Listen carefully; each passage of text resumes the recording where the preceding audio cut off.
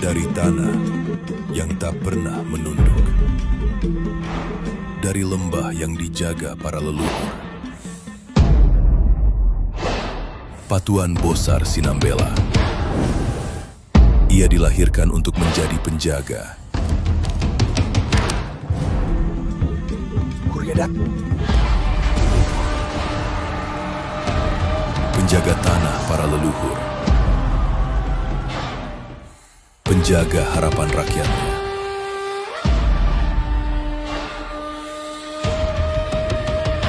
Pada hari itu, ia menerima takdirnya.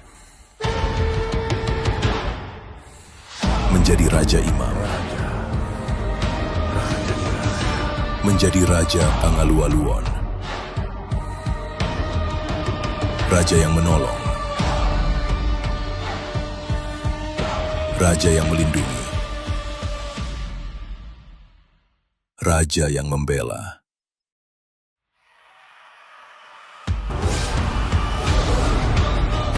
Hutan menjadi saksi. Sungai menjadi saksi. Hendang tarbahan hita mambretano on. Tuna somarha biadohot hita. Belanda tidak pernah mampu mematahkannya. Karena yang mereka hadapi bukan hanya seorang raja, tetapi sebuah keyakinan, sebuah warisan.